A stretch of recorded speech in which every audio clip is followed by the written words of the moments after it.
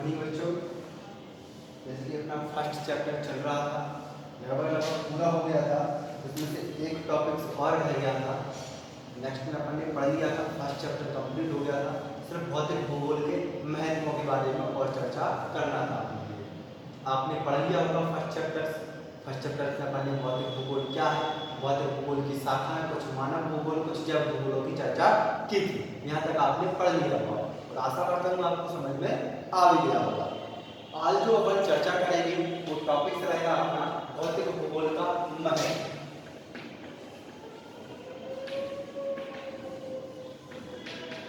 इसी के बाद अपन पढ़ेंगे ब्रह्मांड की उत्पत्ति। ठीक है, नेक्स्ट चैप्टर शुरू हो जाएगा। ठीक है, भौतिक भूगोल का क्या पढ़ना है आपको? महत्व, क्या इंपोर्टेंस है भौतिक भूगोल। जैसे कि अपन ने इसकी शाखाओं पे चर्चा करें तो शाखाएं अपन ने लिखी थी, कोई सी जलवायु विज्ञान, कोई सी जल विज्ञान लिखी थी, ऐसी टाइप की। कुछ अपन ने भू-आकृति संरचना लिखी थी। तो ये भौतिक भूगोल का क्या महत्व होगा? हम भौतिक भूगोल पढ़ते हैं, इसका क्या इंपोर्टेंस होना चाहिए? आप बताएं क्या इसकी इंपोर्टेंस होना चाहिए भौतिक भूगोल का? तो पहला इंपोर्टेंस होगा, इससे हमें क्या महत्व है, इसके क्या लाभ है भौतिक भूगोल को। तो इसके बारे में हमें क्या बोलते हैं? इस भौतिक भूगोल से हम क्या भू-आकृतियों का अध्ययन करते हैं, कुछ ब्रह्मांडों का भी अध्ययन करते हैं। खगोलीय भूगोल, खगोलीय भूगोल से खगोलीय पिंडों का अध्ययन किया जाता है। तो खगोलीय पिंडों का, इसके बाद आकाश, तारे, निहारिका है अपनी। अब सारी चर्चा करेंगे नेक्स्ट चैप्टर में। निहारिका क्या होते हैं, तारे क्या होते हैं, ग्रह क्या होते हैं, इन सारी चीजों का हम किसके अंतर्गत करते हैं, किससे लाभ है, इन सारी चीजों का अध्ययन भौतिक भूगोल के अंतर्गत करते हैं। खगोलीय भूगोल का, खगोलीय पिंडों में क्या क्रिया हो रही है, तारे किस प्रकार बन रहे हैं, तारा निर्माण प्रक्रिया क्या है, तारे ग्रह में क्या अंतर है, ये चीजें हमें कहाँ से मिली, क्या लाभ है इससे, किसके अंतर्गत है अपन भौतिक भूगोल को। तो पहला इंपोर्टेंट चीज हो जाएगा भू-आकृति या खगोलीय पिंडों की जानकारी प्राप्त होती है। पहला क्या हो जाएगा इसका इंपोर्टेंस हो जाएगा। दूसरा क्या हो जाएगा? दूसरा इसका जो इंपोर्टेंस होगा जलवायु। जलवायु में इसका क्या इंपोर्टेंस है? भौगोलिक क्षेत्रों में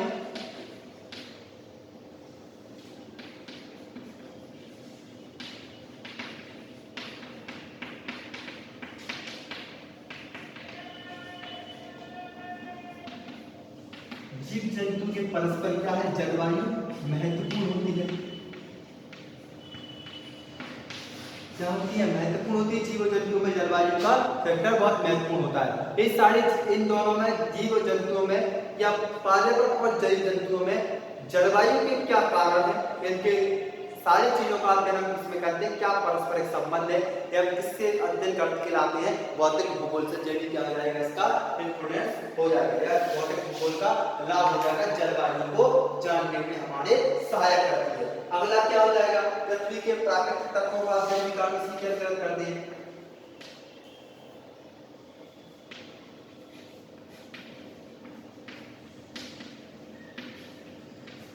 पृथ्वी के प्राकृतिक तत्वों का अध्ययन करना, ये भी क्या हो जाएगा इसका लाभ हो जाएगा, हो जाएगा कि पृथ्वी की जो प्राकृतिक तत्व है, पृथ्वी पर हमें जो प्राकृतिक चीजें हैं वो सब किसके अंतर्गत अध्ययन करके लाते हैं? हम भौतिक भूगोल के अंतर्गत लाते हैं। ठीक है, यहाँ तक आपको तीन मैथ समझ में आ रहा है। अगला जो मैथ हो जाएगा क्या हो जाएगा? मृदा भूगोल लिखा था अपन ने, लिखा था मृदा भूगोल, शाखा पढ़ी थी अपन ने मृदा भूगोल। इसमें हमें क्या पता चलता है? मृदा भूगोल या भौतिक भूगोल से अपन किसको पढ़ रहे हैं? तो शाखा है मृदा भूगोल को, लेकिन अपन को क्या पढ़ना है? भौतिक भूगोल का महत्व। तो हम इसमें मृदा की गुणवत्ता, मृदा की उर्वरकता का अध्ययन किस भूगोल के अंतर्गत लाते हैं? भौतिक भूगोल। मिट्टी की या मृदा की उर्वरकता, ठीक है, मृदा की उर्वरकता, मृदा में आवश्यक जो घटक होते हैं उन सारी चीजों का अध्ययन, घटक है उसमें पोषक तत्व है,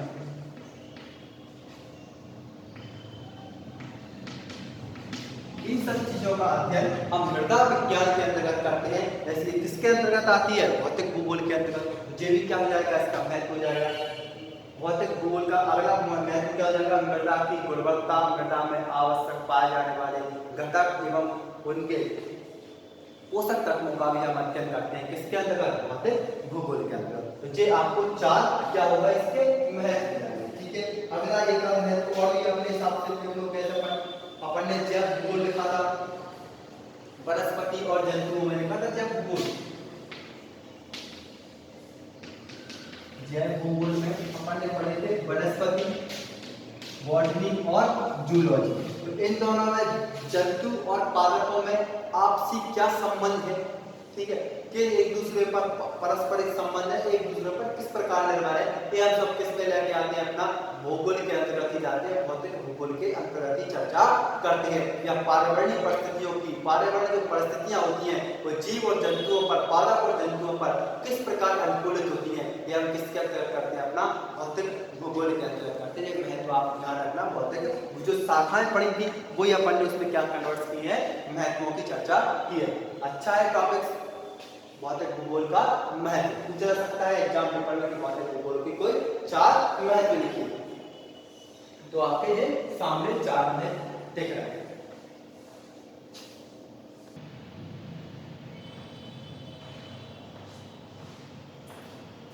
आज जो नेक्स्ट टॉपिक रहेगा अपना ब्रह्मांड को आगे बढ़ेंगे अपन। तो थर्ड चैप्टर का कोई सी बुक में थर्ड और सेकंड चैप्टर की यूनिट्स दी है। हर सेकंड थर्ड की एक ही यूनिट है, ध्यान रखना। बस वैसे अपन जो टॉपिक्स रहेगा आज जो अपन नेक्स्ट टॉपिक पढ़ेंगे पृथ्वी की आंतरिक संरचना। जैसे कि आपको एक पृथ्वी दिखती है, ये बाहर से कैसे प्रकार से है, ठीक है, और इसकी आंतरिक संरचना किस प्रकार से इंपोर्टेंट है। पृथ्वी की आंतरिक संरचना का वर्णन कीजिए। इसकी अंदर वाली संरचना का आपने क्या करना है? अध्ययन करना है। चलिए अपन इसमें क्या करते हैं? पृथ्वी की आंतरिक संरचना को पढ़ते हैं। पृथ्वी की जो आंतरिक संरचना का अपन अध्ययन करेंगे वो क्या है? कुछ सैद्धांतिक आधार पे भी करेंगे, कुछ सिद्धांत भी दिए गए हैं इसके लिए, और कुछ जो भू आकृतियां हैं जो अपने नीचे की जो ऐसे है लावा वगैरह निकलता है ज्वालामुखियों से, भूकंपी जो प्राकृतिक घटनाएं होती हैं उनके आधार पर भी क्या किया गया है? कुछ भूगोलवेताओं ने इन्हें जानने की कोशिश की है पृथ्वी की आंतरिक संरचना किस प्रकार से है। कुछ तथ्य है उसके, ये तो अपन किससे आधार लगा सकते हैं उसका? पृथ्वी के जो भौतिक क्रिया होती हैं उनके आधार पर चर्चा करेंगे, ठीक है, और एक कुछ सिद्धांतों के आधार पर पृथ्वी की आंतरिक संरचना को जानने में हमें स्रोत मिलती है। स्रोत अपन इन्हें कह सकते हैं। और भी स्रोत हैं ऐसे ताप वगैरह प्राकृतिक हो जाएंगे, ठीक है, ताप, दाब, इन सारी क्रियाओं के माध्यम से या इन सारे स्रोतों के माध्यम से हम पृथ्वी की आंतरिक संरचना को जानने की कोशिश करते हैं, जानने का प्रयत्न करते हैं। पृथ्वी की जो आंतरिक संरचना है हम तो इस प्रकार से रहती है। पृथ्वी की कुछ आंतरिक संरचना 3 भागों में मिलकर बनी हुई है।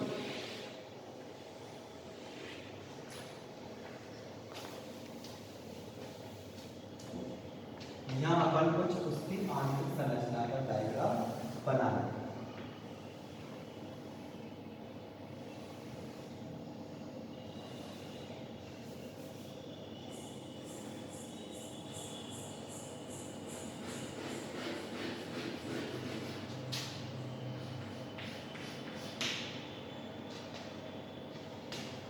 पृथ्वी की आंतरिक संरचना से पता चल गया कुछ भौतिक कारक और कुछ अपने प्राकृतिक चीजों के माध्यम से जो घटनाएं हुई हैं उन माध्यमों से भूगोलवेताओं ने इस पृथ्वी की आंतरिक संरचना को जानने की अध्ययन किया है या जानने की कोशिश की है। जैसे कि आपको एक पृथ्वी दिख रही है, इसके नीचे क्या है उसे अपन देखेंगे आंतरिक संरचना में। ऊपर की बाह्य संरचना होगी, जैसे कि आपको ऊपर घर वगैरह है, ये सब क्या है? पृथ्वी की आंतरिक संरचना का सॉरी बाह्य संरचना है। घर बने हैं, पर्वत है, पठार है, आपका टेकरी का मैदान है, टेकरी की पहाड़ है, सब क्या है? पृथ्वी के ऊपर एक संरचना है। अब पृथ्वी की कुछ नीचे क्या है उसकी चर्चा अपन कर रहे हैं। तो पृथ्वी की आंतरिक संरचना को अपन 3 भागों में बांटते हैं। पहला जो है भूपर्वतीय, बहुत इंपोर्टेंट है, सबसे इंपोर्टेंट क्वेश्चन है इस वाली यूनिट का। दूसरा है अपना इस वाले भाग को बोलते हैं अपन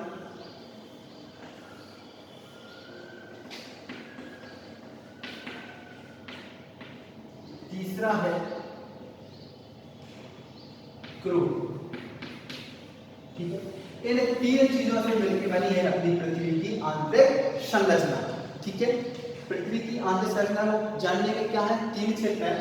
पहली होती है भूपर्पटी, दूसरी होती है मेंटल और तीसरी होती है क्रो। जैसा कि अपन इसमें भी प्रदर्शित कर लेते हैं। इसको बोलेंगे अपन क्रो, इसके लिए बोलेंगे मेंटल वाला क्षेत्र और इसके लिए बोलेंगे अपन भूपर्पटी। ठीक है, अब एक की चर्चा कर लेते हैं। देखो भूपर्पटी का मतलब है जैसे कि अपना घर है, खेत वगैरह है, तो सारी जमीन है वो आपको ऊपर ऊपर दिख रही है, तो सब क्या होती है, भूपर्पटी है। भूपर्पटी में हमें क्या मिलता है, भूपर्पटी में मिलती है मिट्टी है, पर्वत भी है, पठार भी है, पृथ्वी पर ही तो है, मतलब जो भूपर्पटी पर ऊपर हमें दिख रही है वो सारी चीजें क्या है, भूपर्पटी पर है। तो भूपर्पटी का जो सारा ऊपर वाला भाग है इसे क्या बोलेंगे अपन, भूपर्पटी। एक किस चट्टानों से मिलकर बनी है, तो ये बनी है अपनी बेसाल्ट चट्टानों। किससे मिलकर बनी है, बेसाल्ट चट्टानों से मिलकर बनी है। ये जीरो से लेके जो देखो जो किलोमीटर है, हर आपकी बुकों में अलग अलग किलोमीटर दिए होंगे।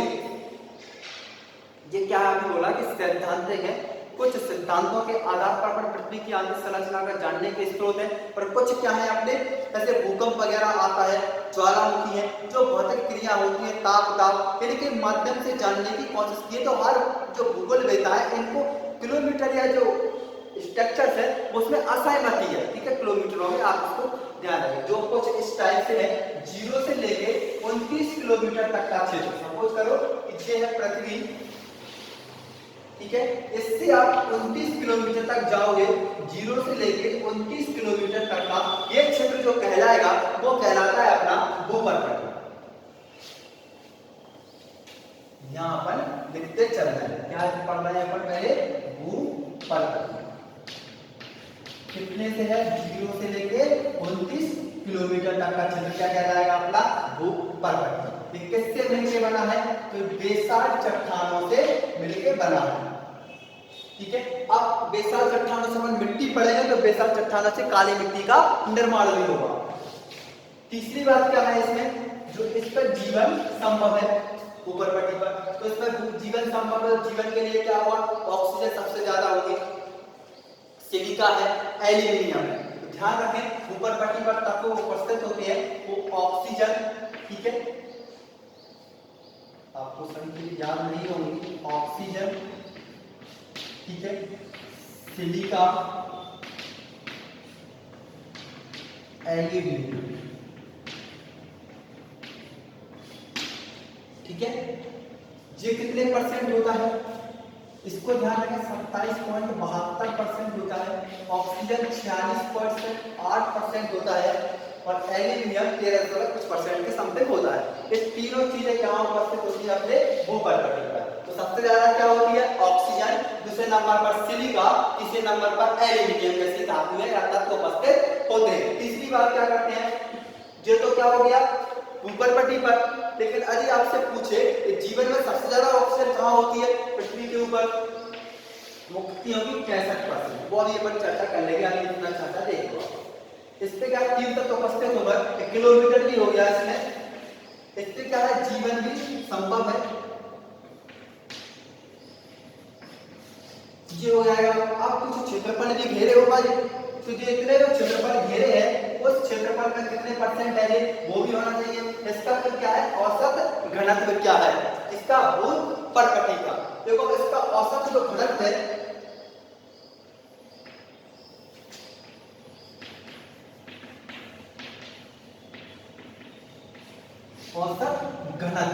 औसत घनत्व कितना है, 2.5 से लेके 2.7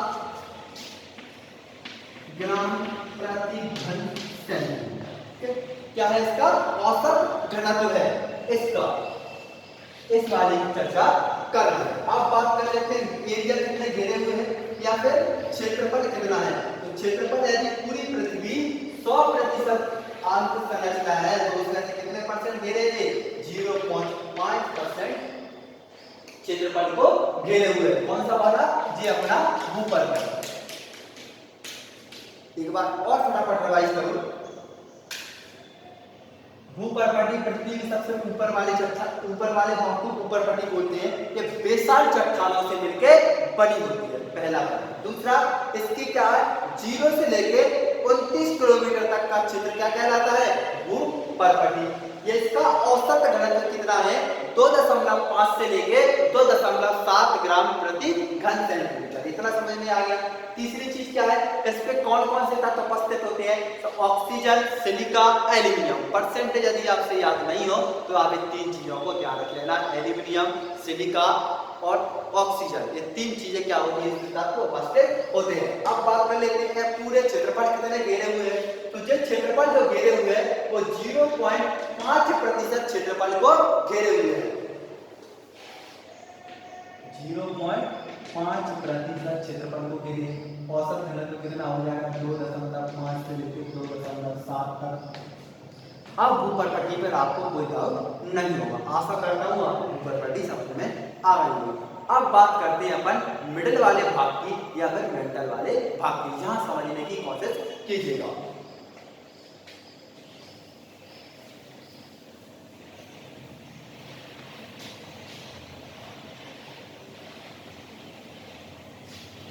दूसरे वाले भाग की बात करते हैं अपन, वो जो रहा आपके सामने।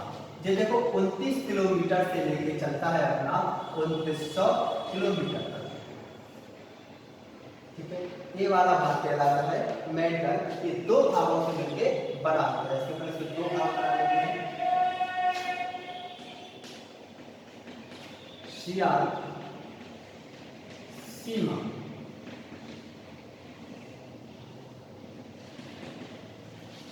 ठीक है, इंग्लिश वर्जन से आपने हल्की सी कमेंट करना, समझने की बिल्कुल आ गया।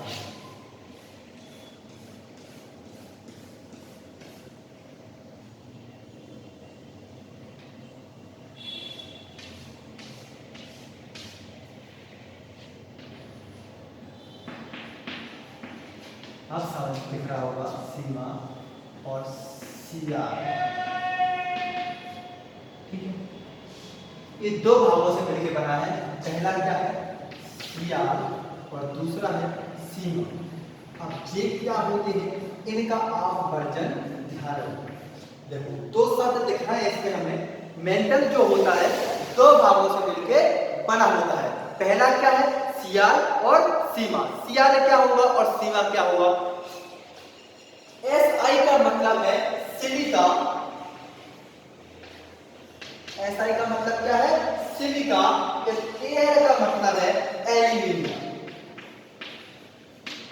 समझ में आया, सीआर का मतलब क्या है, SI का मतलब सिलिका और एयर का मतलब होता है एल्यूमिनियम।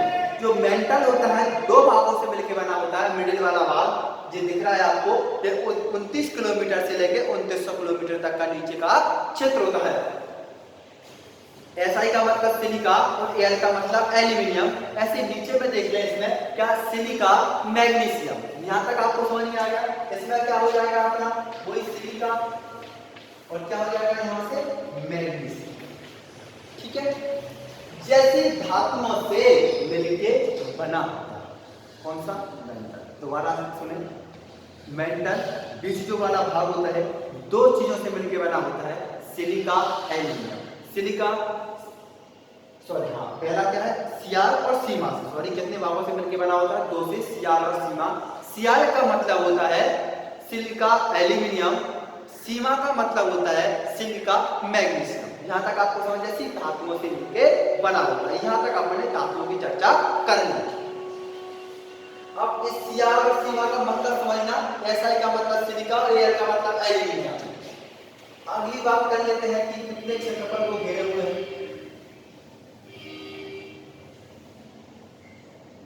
देखो जो क्षेत्रफल घेरे हुए हैं यहां से यहां तक का, वो 83% भाग को घेरे हुए हैं। कितने भाग को घेरे हैं,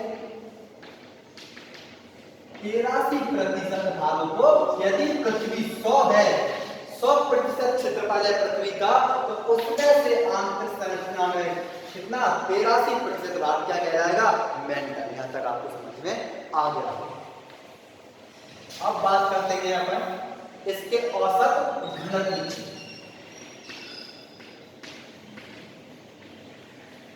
इसका जो औसत घनत्व होता है वो होता है 3.5 से लेके 5.5 ग्राम प्रति घन सेंटीमीटर। ठीक है, इसका औसत घनत्व कितना होगा? हर रूपों में आपको अलग अलग मिलेगा। मैंने पहले कहा कि क्या है, कुछ स्रोतों के आधार पर हम इसकी चर्चा करते हैं। कितना हो जाएगा? 3.5 से लेके यहाँ लिखे जाए से लेके होगा 5.5। क्षेत्रफल भी दे दिया, सियार और सीमा का मतलब भी समझ में आ गया। तो मेटल अपना क्या होना चाहिए? खत्म हो जाना चाहिए। किससे मिलके बना? ये नहीं बना अभी तक। तो किससे मिलके बना है? ये भी बेसाल्ट चट्टानों से मिलके बना हुआ। कुछ और भी है जो फेमस है, वो बेसाल्ट चट्टान ध्यान रखना, तो मेटल आधार बना हुआ है। यहां तक मेटल में समझ में आ गया। फटाफट से रिवाइज करो। देखो, मेटल जो है कितने भागों से मिलकर बना है? 2, सियाल प्लस सीमा। कोई डाउट है? एसआई सियाल में एसआई का मतलब है सिलिका, एन का मतलब है एल्यूमिनियम। सीमा का मतलब क्या है? सिलिका। एसआई का मतलब सिलिका और एमए का मतलब क्या होगा? मैग्नीशियम। यहां तक कोई समझ में आ गया? ये कितने किलोमीटर से कितना किलोमीटर तक का क्षेत्र कहलाता है? ये 29 किलोमीटर से लेके 2900 किलोमीटर तक का क्षेत्र कहलाता है अपना मेंटल वाला भाग कहलाता है। ठीक है, या कितना क्षेत्रफल को घेरे हुए हैं? तो ये क्षेत्रफल को घेरे हैं हमने 83% भाग को। ठीक है, इसका औसत घनत्व कितना है? इसका औसत घनत्व जैसे कि आपके सामने लिख रहा है 3.5 से लेके 5.5 ग्राम प्रति घन सेंटीमीटर। ठीक है, यहाँ तक आपको समझ में आ गया। अब मेंटल अपना क्या होता है? खत्म होता है। नीचे वाली बात करते हैं। अभी क्या बचा आपके पास? तो इसको बोलते हैं अपन क्लोर। ये होता है 2900 किलोमीटर तक का अपना, जब तक चलेगी पृथ्वी, जब तक अपन इसकी क्या कहेंगे? क्रोड़ वाले भाग का अध्ययन करेंगे।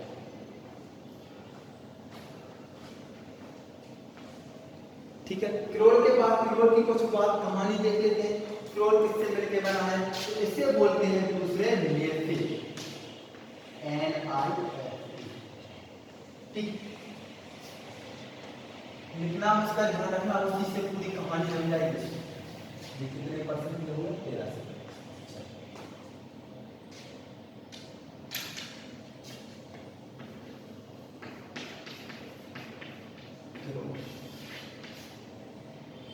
क्रोड़ किससे मिलके बना है? अपना नीचे से और NiFe।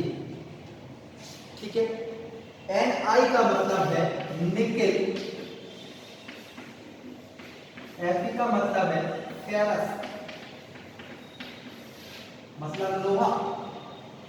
ठीक है, जो लास्ट वाला पार्ट आपको दिख रहा है इसको बोलते हैं क्रोड़। किससे मिलके बना है? इससे कि NiF नेफ, इससे का मतलब क्या होता है? Ni का मतलब होता है निकेल और फेरस जैसी धातुओं से क्या मिलके बना होता है? जब ताप और दाब के कारण, तो नीचे वाला भाग बचा, ताप और दाब के कारण यहाँ धातुएं कैसी होती हैं? द्रवित अवस्था में। निकेल और फेरस जैसी जो धातुएं होती हैं वो कैसी अवस्था में होती हैं? ताप और दबाव के कारण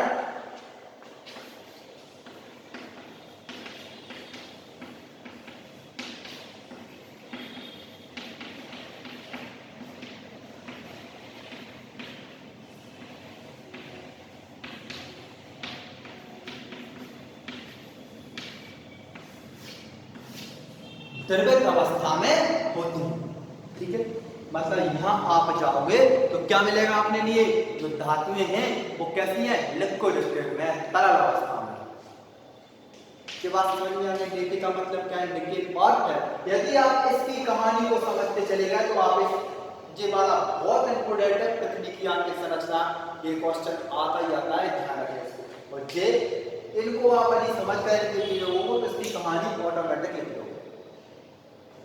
अब बात करते हैं क्रोड़ की। क्षेत्रफल कितने घेरे हुए हैं? तो एक पृथ्वी का 16% क्षेत्रफल को घेरे हुए हैं।